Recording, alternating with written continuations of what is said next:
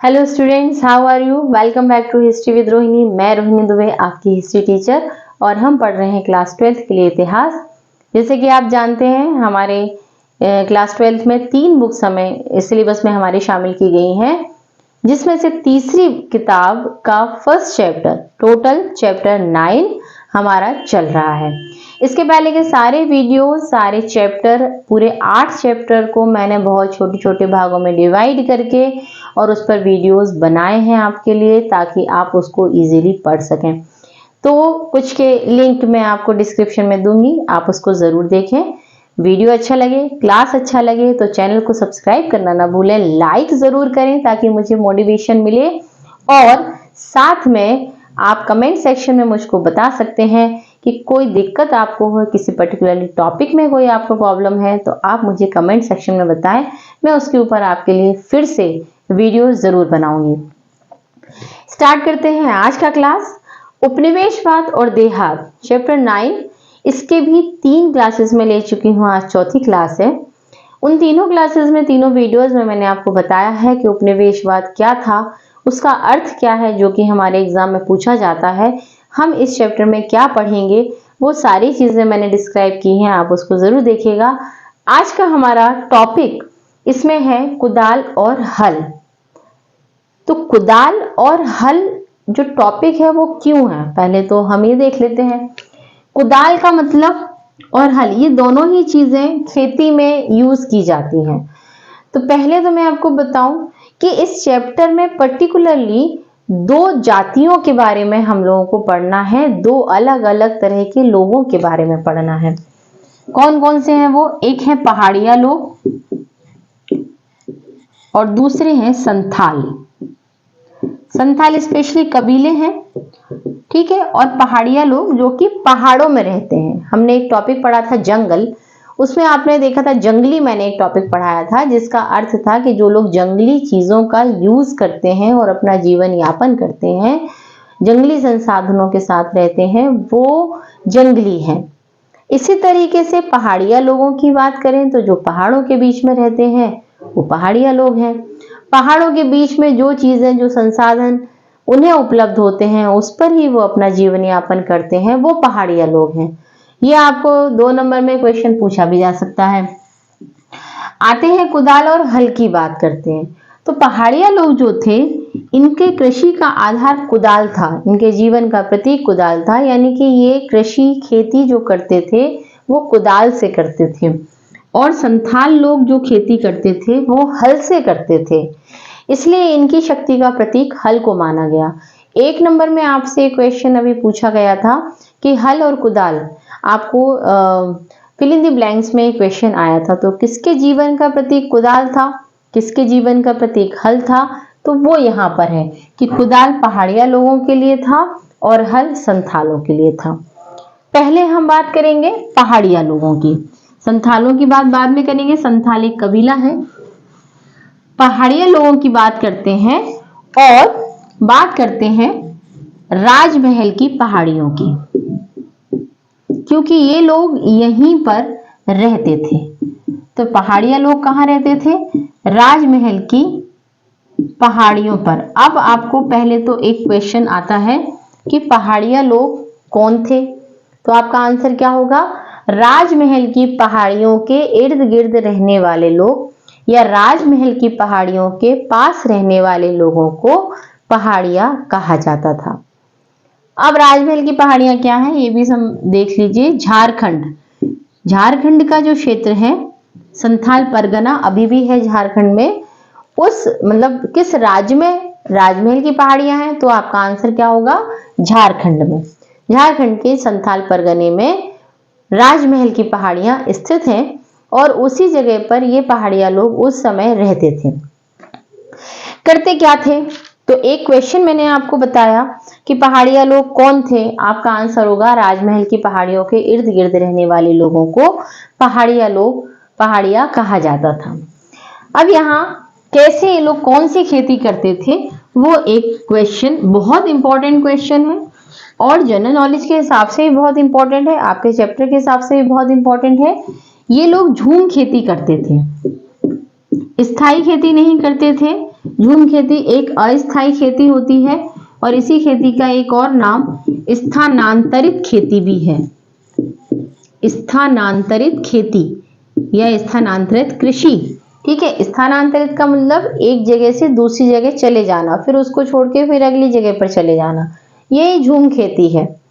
तो पहाड़िया लोग जो थे वो स्थायी कृषि जैसे कि होती है मैदानी इलाकों में कि एक खेत है और उसी खेत में बार बार खेती हो रही है किसान के द्वारा, वो स्थायी कृषि होती है। लेकिन पहाड़िया लोग स्थायी कृषि नहीं करते थे, ये झूम खेती करते थे। और इसमें ये क्या करते थे, आपको ये पूछा जाता है 2 और 3 नंबर में।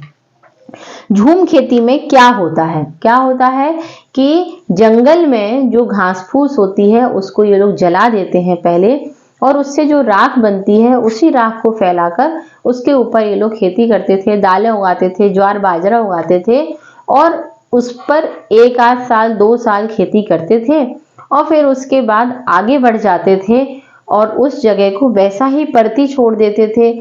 आगे जाके फिर आगे का जंगल जलाएंगे, फिर वहां पर राख फैलाएंगे, फिर खेती करेंगे, जब तक होगी तब तक करेंगे और फिर छोड़ के फिर आगे बढ़ जाएंगे। फिर 2-1 साल तक जो भूमि पहले छोड़ के गए हैं उस पर वापस आते हैं। जब 2 साल में लगभग वो अपनी उपजाऊपन वापस पा लेता है तो फिर वापस आते हैं और फिर उस पर खेती करते हैं। तो इस तरीके से झूम खेती के अंदर एक जगह से दूसरी जगह जंगल जलाकर खेती की जाती है। ये खेती पर्यावरण के लिए बिल्कुल भी अच्छी नहीं मानी जाती, इसलिए गवर्नमेंट की तरफ से इसके ऊपर रोक भी लगाई गई है। अब बहुत ही कम क्षेत्रों में शायद ये खेती होती है, लेकिन जो कबीले वगैरह हैं वो करते हैं कहीं कहीं। अब तो ज्यादातर स्थायी कृषि होने लगी है। तो पहाड़िया लोग झूम खेती करते थे। झूम खेती क्या थी, मैंने आपको बताया कि एक जगह से दूसरी जगह जंगल जलाकर खेती करना। ठीक है, जंगल जलाकर खेती करना, और इसको पूरा आप लिख लीजिएगा जो मैंने आपको भी बताया। तो इस तरीके से इनका जीवन चलता था। अब समस्या यहाँ पर ये हुई कि जब ये लोग करते थे जंगल जलाते थे।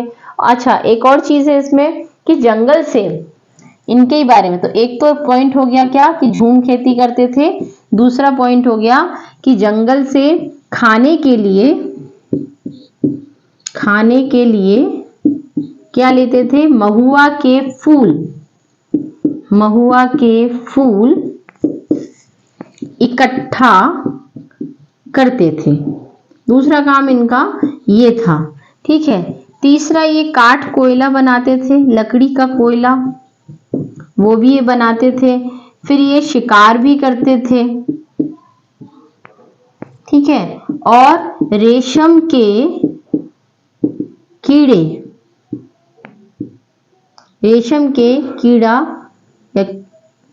कीड़े का पालन। मैं थोड़ा शॉर्ट में लिखा है, आप इसको अच्छे से लिख लीजिएगा। तो इतने काम थे। अगर पहाड़िया लोगों के बारे में आपको 3 नंबर में भी आ जाए तो आप उसमें ये सब कुछ लिख सकते हैं कि राजमहल की पहाड़ियों के इर्द गिर्द जो लोग रहते थे वो पहाड़िया लोग थे और वो झूम खेती करते थे, वो जंगल जलाकर खेती करते थे। ठीक है, खाने के लिए महुआ के फूल एकत्रित करते थे, काठ कोयला ये लोग बनाते थे और शिकार करते थे और रेशम के कीड़ों का ये पालन करते थे और उससे उनका व्यापार और जीवन चलता था। तो ये थे पहाड़िया लोग। अब एक बढ़िया सी कहानी सुनाते हैं आपको, जिससे आपको ये पहाड़िया लोगों की सारी चीजें समझ में आ जाएंगी। हुआ ये कि जब ये लोग, ऐसी स्थिति आ जाती थी, वैसे तो ये जंगल में बढ़िया अपना काम चला रहे थे, जंगल के संसाधनों से बढ़िया इनका काम चलता था, लेकिन कभी कभी अकाल पड़ जाता था, कभी कभी अभाव की स्थिति भी आ जाती थी। गर्मी का मौसम है तो पेड़ भी सूख जाते थे। तो उस स्थिति में ये पहाड़िया लोग मैदानी इलाकों में उतर जाते थे और वहां पर जो लोग अच्छे से जो स्थायी कृषि करते हैं जमींदार, उनके ऊपर ये आक्रमण कर देते थे। और आक्रमण क्यों करते थे, अभाव के दिनों में। अभी हमारे हाफ ईयरली एग्जाम में ये क्वेश्चन आया था कि पहाड़िया लोग मैदानी इलाकों में, इसको मैं लिख देती हूं प्रॉपर, ये लोग मैदानी इलाकों में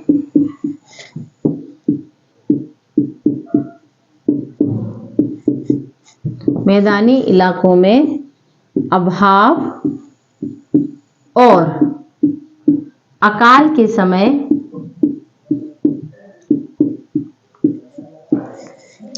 आक्रमण करते थे।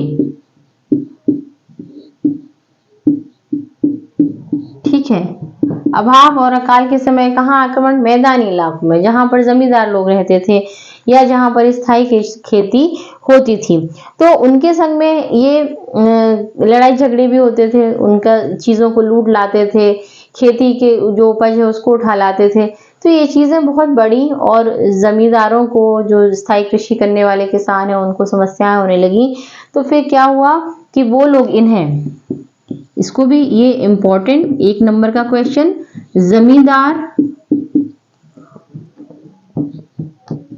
जमींदार पहाड़िया लोगों को शांति के बदले क्या देते थे? खिराज नामक कर। इसको लिखेंगे 1 नंबर में, शांति के बदले खिराज नामक कर देते थे। किसको? जब इनके आक्रमण मैदानी क्षेत्रों में बढ़ गए और वो लोग परेशान हो गए, क्योंकि ये लोग तो बहुत बर्बर और असभ्य थे, वो इनसे नहीं लड़ सकते थे। तो फिर उन्होंने इनको कुछ पैसे देने शुरू कर दिए, एक टैक्स टाइप का देना शुरू कर दिया जिसका नाम था खिराज, और इसके बदले उन्होंने शांति ले ली। इसके अलावा जो व्यापारी थे, वो व्यापारी जब जंगलों से निकलते थे तो उनके संग में भी लूटपाट हो जाती थी। तो व्यापारियों से भी पहाड़िया लोग कोई कर ले लेते थे, जो पथ कर कि आप यहाँ से निकलेंगे तो या तो हम लूट लेंगे या फिर आप हमें कर दीजिए, तो फिर उसके बदले में हम आपकी सुरक्षा करेंगे। तो ऐसी चीजें बढ़ गई, लेकिन ये बहुत लंबे समय तक नहीं चली। फिर क्या हुआ कि अंग्रेजों ने जमींदार और जोतदार लोगों को इस बात के लिए उकसाया कि वो जंगल की तरफ बढ़ें, जंगलों को काटें और वहां पर स्थायी कृषि करना शुरू करें और पहाड़िया लोगों को पीछे की तरफ धकेलें। अंग्रेजों को तो सिर्फ एक ही चीज से मतलब था, उन्हें ना तो जंगल पसंद थे और ना वहां रहने वाले लोग। उन्हें मतलब था कि जितनी ज्यादा स्थायी कृषि बढ़ेगी उतना ज्यादा उनकी उपज, उनका राजस्व बढ़ेगा, व्यापारिक फसलें बढ़ेंगी और उन्हें पैसा मिलेगा। जमींदार और जोतदारों ने उनके कहने पर ऐसा ही किया और पहाड़िया लोगों को पीछे धकेलते हुए वो धान की खेती, ज्यादा से ज्यादा वो धान की खेती करने लगे। उनके पूरे पड़ती जो क्षेत्र थे, जहां पर उन्होंने जमीन जला के छोड़ी हुई थी घास फूस, उस क्षेत्र में उन्होंने धान की खेती शुरू कर दी। दोनों तरफ से झगड़े बढ़ने लगे और फिर पहाड़िया लोगों का मैदानी इलाकों में आक्रमण और ज्यादा बढ़ गया। जब उनको ये समझ में आया कि अब अंग्रेज हमारे इलाकों में घुसने की कोशिश कर रहे हैं या जमींदार हमारे इलाकों में आना चाहते हैं, तो फिर उन्होंने मैदानी भागों में अपने आक्रमणों को बढ़ा दिया। यहाँ से अंग्रेजों ने भी कार्यवाही की और उनको मारा गया, सीधे सीधे उनकी हत्याएं शुरू हो गई। उसके बाद जब ये समस्या बहुत ज्यादा बढ़ गई, तब 1780 के दशक में कुछ इसका समाधान निकालने की कोशिश की गई और वो समाधान था भागलपुर, बिहार। ठीक है, कब? 1780 के दशक में। ये क्वेश्चन आपका आएगा,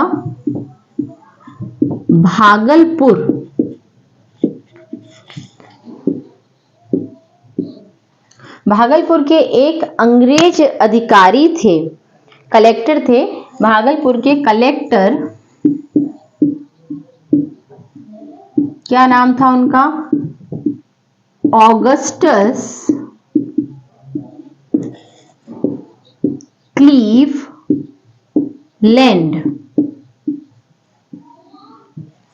ऑगस्टस क्लीवलैंड ये भागलपुर के कलेक्टर थे।